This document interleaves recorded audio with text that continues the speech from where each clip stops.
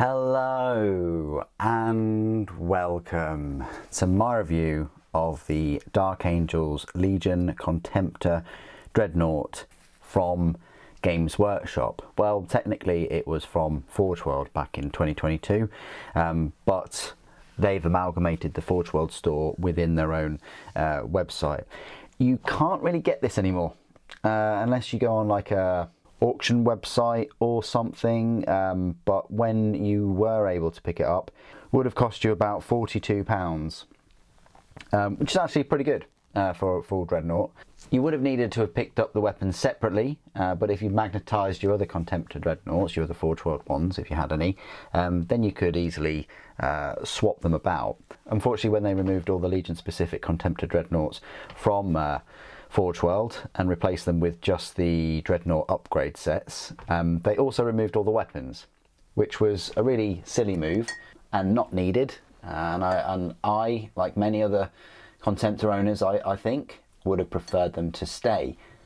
Not sure why. I think they could have kept them. They've kept the Leviathan weapons separately on there and still sell them to this day. So now the only legitimate way of picking a Dark Angels kind of looking Dreadnought is to spend £25, which is like only £17 less than this full Dreadnought itself, on a torso, which I think is well overpriced, £25 for basically just a torso. You're also going to have to buy the Contemptor Dreadnought itself, which is £37.50, so already that's running you at £62.50, so way more than the old resin kit. This is one of the reasons why I don't recommend the Legion specific Contemptor upgrade sets. I wish we'd gone back to having them Legion specific full sets with individual weapons. As much as I like the plastic Contemptor Dreadnought kit. Anyway, I'm going off on some tangents and things about cost and options. Let me just go through the format of this review. I will look at the Contemptor up close, look at all the detail and you know, basically show you what you're missing out on by just getting the upgrade set. Then I'll go through some spare parts, of which there are your typical sort of Contemptor Dreadnought spare parts. Then the meat of the video, as usual, will be all the size comparisons with other Dreadnoughts and other Horus Heresy minis, and then at the end I'll go through all of the rules. You know, Dark Angels don't have a specific you know, specific Dreadnought rules, and you can't swap that plasma cannon and have some kind of Dark Angel specific weapon on there, which sucks. And I think every Legion should have a Legion specific weapon, or at least rules that aid you know, the weapon on the Dreadnought, but it doesn't, so I'll just go through the normal Contemptor Dreadnought rules for it. So let's have a look at this mini up close. It's a nice looking mini. It's got plenty of detail, lots of Dark Angels iconography. You've got this sort of hooded figure with a sword, holding a sword. You've got these kind of iron armor layered plates for the hips. You've got some armor embossed iconography there for the groin, and you've got a lion holding a sword for the knee armor plate, and then just a standard one there. But I really do like the sort of framed armor paneling that you get on all of the Legion specific Dreadnoughts. Here's one from an upcoming review. You know, I'm working on the Word Bearers at the moment, as well as the Dark Angels, but as you can see, it's very Legion specific. You know, you've got these plates that are, you know, that are framed around with the Word Bearers iconography, and then this Dark Angel is very knightly, and that's the one thing I really liked about the specific Dreadnoughts, is about the Legion specific Dreadnoughts, is that they had that personality, really. Again, you've got these big wings that emboss the chest there. I'll put up a picture of the current you know, chassis upgrade set probably here, just to sort of give you a comparison. They are pretty similar in look. I would say they're kind of almost the same in their look. You know, especially with the top and the actual chest piece itself. Obviously with this one though, you're getting you know, kind of shoulder pauldrons, which are like layered, a bit like iron armor. You're getting this winged blade here on the right side. You're even getting some kind of framed power plants as well that look quite cool. The back, not much going on there at the back, but you know, you can appreciate the framed armor paneling as well. And I think their head is very similar, if not exactly the same as the upgrade set. And then what I've done is I've equipped mine classic Dark Angels with a plasma cannon. It's got to be plasma or Volkite for me for the Dark Angels. He's kind of sort of striding forward, sort of swaying his power fist. I gave him just a normal sort of Contemptor power fist rather than one with claws or anything like that. I've given him a plasma gun in there too. Fantastic that you've got these weapons inbuilt into the sort of fists and the melee weapons. So yeah, very, very nice, well worth the sort of £42 that I paid for him when he was out. And what I've done is I haven't magnetized the weapons, no point really. I've got these armies that are kind of narrative armies. I've just used the some of the weapons from the plastic kit. I've kind of cannibalized the plastic kit immensely and just glued them in there. But nothing stopping you from you know, magnetizing this little part here. But if you do that, of course, in other dreadnoughts, you're going to need this bit. And this bit, you only get 2 of those in each plastic dreadnought kit. So, you know, it might be worth, I don't know, making your own of these particular parts, but then using all the, you know, legit GW weaponry and things for, you know, the rest of it. So there you go. That's my sort of detailed look at the Contemptor. Spare parts, there's only a few, and these are what you're normally going to get with Contemptors. Different feet really.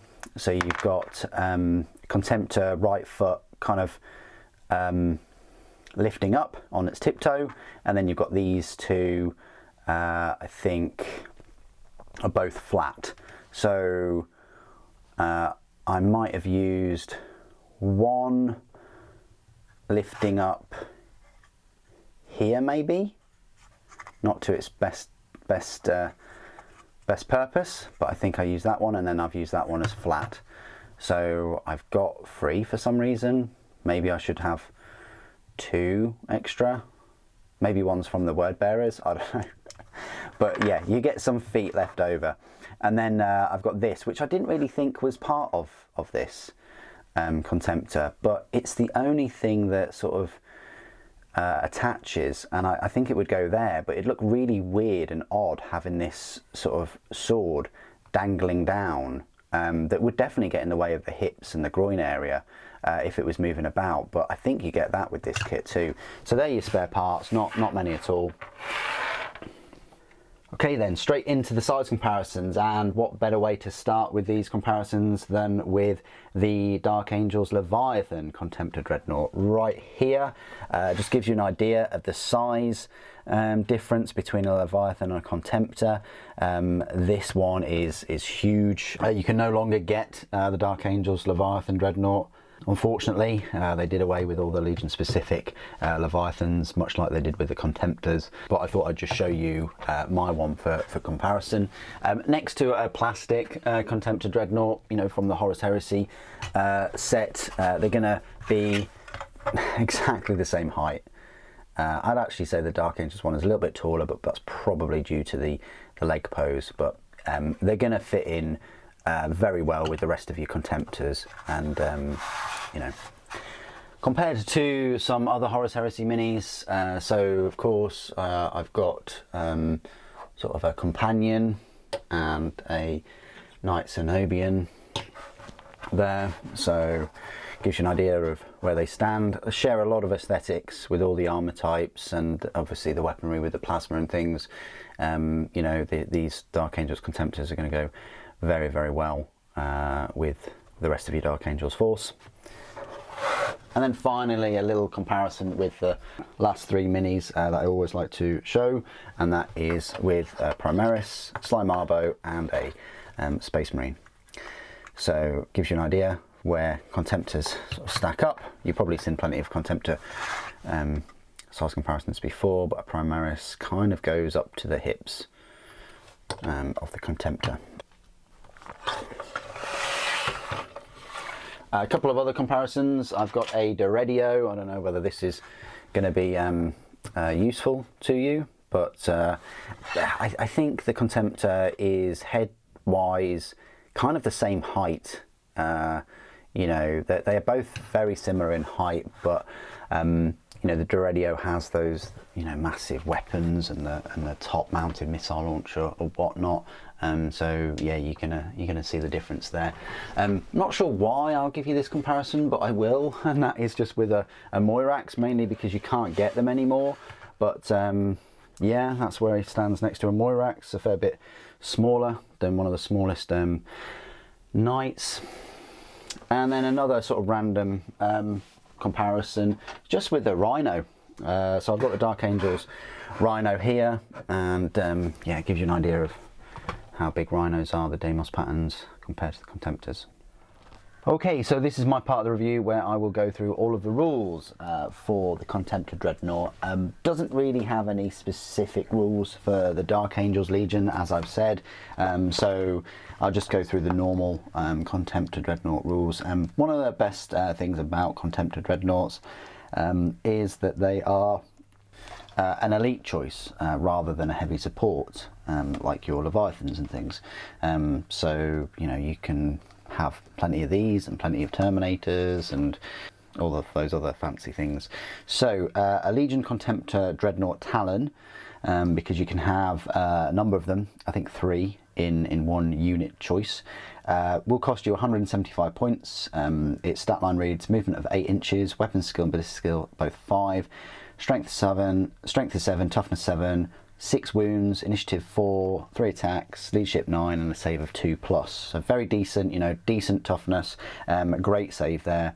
The wargear has a Gravis bolt cannon and a Gravis power fist with inbuilt combi bolter and an adamantic deflector. You've got the special rules, Legiones, Astartes, and Dreadnought Talon. Dedicated transport. A Legion Contemptor Dreadnought Talon of no more than one model may select a Legion Dreadnought drop pod as a dedicated transport. They still haven't brought out these plastic Dreadnought drop pods. We're going to get the whole of Solar Auxilia before we get a plastic Dreadnought drop pod, which sucks, but you know, the resin Dreadnought drop pod did only get released in 2019. So it's barely 5 years old, but wow, those 5 years have gone by very quickly, and I'd hope that we would see a plastic drop pod soon. So the unit may include up to 2 additional Contemptor Dreadnoughts at 175 points per model, and any Contemptor Dreadnought in the unit may replace its Gravis bolt cannon and or Gravis power fist and inbuilt combi bolter with one of the following. So you can get another Gravis bolt cannon for free, Gravis melter cannon for 5 points, Gravis auto cannon for 10, plasma cannon for 10, which mine has, conversion beam cannon for 20, Volkite dual culverin for 15, Akira's assault cannon for 15, Gravis las cannon for 20 points each, and then a Gravis power fist with inbuilt combi bolter for free, or a Gravis chain fist with inbuilt combi bolter for 10 points each. May replace an inbuilt combi bolter on either a Gravis power fist or Gravis chain fist with one of the following: inbuilt heavy flamer for 5 points, inbuilt plasma blaster, which mine has, for 10, inbuilt graviton gun for 15, inbuilt melter gun for 15, and it may take one of the following: havoc launcher for 10 points and a helical targeting array for 10 points. Now, I'm not quite sure why I didn't put a havoc launcher on this one. I've just decided not to put havoc launchers on any of the resin Contemptors. I might put one on the word bearers, but we'll see. And that's all of its options. So I'll just quickly go through this particular Contemptor's weapons. So it has this Gravis plasma cannon, which is a range of 36 inches, strength 7, AP 4, heavy 1, large blast 5 inches, breaching 4+, gets hot.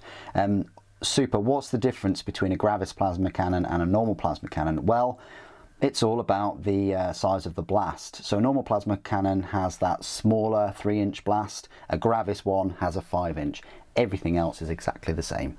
Okay, and then the plasma blaster is a nice 18-inch range, strength 7, AP 4, assault 2, breaching 4+, and gets hot.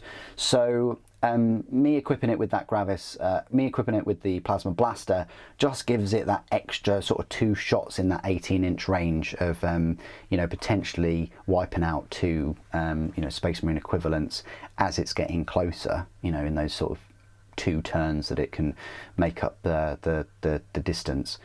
And I thought by equipping it with those plasma weapons, it would really tie into the theme of my Dark Angels army. In summary, it's a Legion specific Contemptor Dreadnought. They're all fantastic. They're resin, so you can, you know, pose them in many different ways. You could have magnetized them back in the day when the weapons were available separately. They were fantastic kits, and I hope one day Forge World / Games Workshop see some sense and they bring some more out, because they haven't really stopped bringing out other Legion specific things. So hopefully there'll be a resurgence and we'll get some more Contemptors, because I'm pretty sure that they did sell well. What do you guys think of the Dark Angels Contemptor Dreadnought? Please do put your thoughts and opinions down in the comments below. It'd be good to hear from you. Thank you for joining me today. Thank you for watching. The Emperor protects.